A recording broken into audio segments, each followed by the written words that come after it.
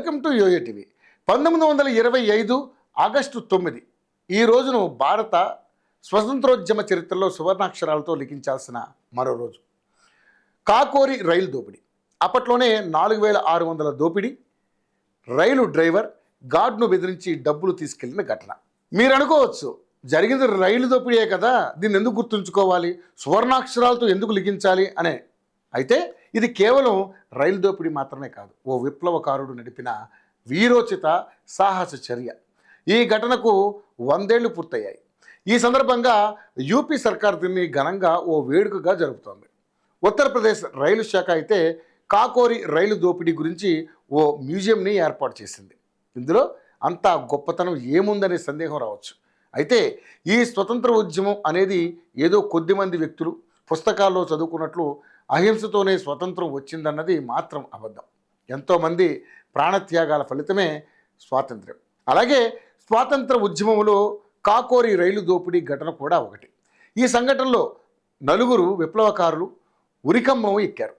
మరో 4 విప్లవకారులు అండమాన్ నికోబార్ జైల్లో సజీవ శిక్షను అనుభవించారు. 1929లో పార్లమెంటు బాంబు దాడి చేసిన భగత్ సింగ్, సుఖ్దేవ్, రాజ్గురు వీళ్ళు పేర్లు విన్నాం. ఆ తర్వాత చంద్రశేఖర్ ఆజాద్ని పార్కులో చంపిన ఘటన మనం ఎక్కడో వినే ఉంటాం. కానీ ఈ కాకోరి ఘటన గురించి చాలామందికి తెలిసి ఉండదు. ఇంతమంది జైల్లోకి వెళ్ళారంటే కారణం ఏంటనే విషయానికి వస్తే, తొలిదశ విప్లవ వీరులు వీర సావర్కర్ అండ్ అరవింద్ ఘోష్. ఆ తర్వాత దాన్ని అందిపుచ్చుకుంది రాజ్ బిహార్ ఘోష్.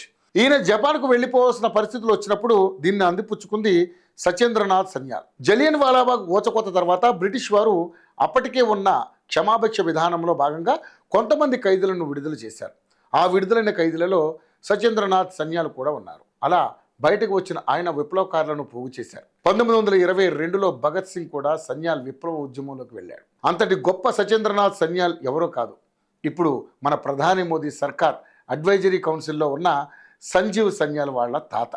ఈయన ఎన్నో పోరాటాలు చేశారు. ఆ తర్వాత ఒక దేశవ్యాప్త వ్యవస్థీకృత సంఘం కావాలని చెప్పి ప్రస్తుత బంగ్లాదేశ్ ఉన్న చోట మొట్టమొదటగా హిందుస్థాన్ రిపబ్లికన్ అసోసియేషన్ను 1923లో స్థాపించాడు. 1924లో దీనికి రాజ్యాంగం రాసుకున్నాడు. 1925లో దీనికి మేనిఫెస్టో రాసుకున్నాడు. అదే ఏడాది గాంధీకి బహిరంగ లేఖ రాశారు. అంతేకాదు, మొట్టమొదట భారత్ను రిపబ్లిక్గా ప్రకటించుకున్న ఘనత ఈ విప్లవకారులదే.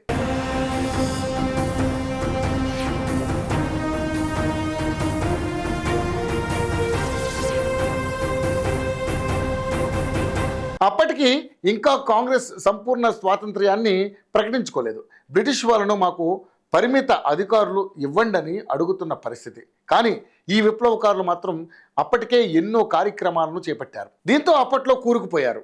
ఆయుధాలు సమకూర్చుకోవాలంటే డబ్బులు కావాలి, నిర్మాణాన్ని దేశవ్యాప్తంగా విస్తరించాలంటే నిధులు కావాలి. ఇవన్నీ జరగాలంటే కావాల్సింది నిధులు మాత్రమే. ఏం చేస్తే వస్తాయని ఆలోచించారు. హిందుస్థాన్ రిపబ్లికన్ అసోసియేషన్ ఇన్ఛార్జ్గా పండిట్ రామచంద్ర బిస్మిత్. ఇతను యూపీలో షాహాన్పూర్కు చెందినటువంటి వ్యక్తి. ఆయన అనుచరుడు అష్ఫాకుల్లా ఖాన్. వీళ్ళంతా కూడా తమకు నిధులు రావాలంటే ఏం చేయాలనే దానిపై ఓ ప్లాన్ వేసుకున్నారు. అది కూడా ప్రభుత్వ నిధులను కొల్లగొట్టాలని. వీళ్ళకి తెలుసు, ప్రతిరోజు ట్రైన్లు డబ్బులు వసూలు చేసుకుంటూ వస్తాయని. షాహారపూర్ నుంచి లక్నో వెళ్తున్న ట్రైన్లో డబ్బులను దొంగిలించాలని ప్లాన్ చేసుకున్నారు. దానికి ఒక 10 మంది 2 గ్రూపులుగా విడిపోయి ఆ తర్వాత డ్రైవర్ను బెదిరించి గార్డు దగ్గర ఉన్న సేఫ్ను పగలగొట్టి ఆ ట్రైన్లో ఉన్న డబ్బులు, బాండ్లను ఎత్తుకెళ్లారు. ఆ తర్వాత ఎవరి దారిన వాళ్ళు వెళ్ళిపోయారు. మరి ఇది ఎలా బయటపడిందనే విషయానికి వస్తే, దొంగిలించిన నోట్లను ఎక్కువ కాలం దాచలేరు కదా. ఆయుధాలు కొన్నప్పుడు, ఇతర వస్తువులను కొన్నప్పుడు నోట్లు బయటకు వచ్చాయి. వీటిని గుర్తించిన బ్రిటిష్ అధికారులు మొత్తం హెచ్ఆర్ఏకు చెందినటువంటి 17 మందిని జైల్లో వేశారు. వీరిలో 4 ఉరిశిక్షను అమలు చేశారు. ఇంకో 4 మళ్ళీ అండమాన్ జైలుకు పంపించారు. అయినా కూడా వీళ్ళంతా వాళ్ళ వారసులను తయారు చేసుకుని వెళ్ళారు. బిస్మిత్కు ఉరిశిక్ష వేశాక హెచ్ఆర్ఏకు ఇన్ఛార్జీలుగా చంద్రశేఖర్ ఆజాద్, భగత్ సింగ్లు పనిచేశారు. ఈ హెచ్ఆర్ఏని 1927లో హిందుస్థాన్ సోషలిస్ట్ రిపబ్లికన్ అసోసియేషన్గా మార్చారు. 1929లో ఈ వ్యక్తులు పార్లమెంట్లో బాంబును ప్రయోగించారు. అందరికీ ఇలా బాంబులు వేశారని మాత్రమే తెలుసు, కానీ అంతకుముందు జరిగిన స్టోరీ చాలామందికి తెలియదు.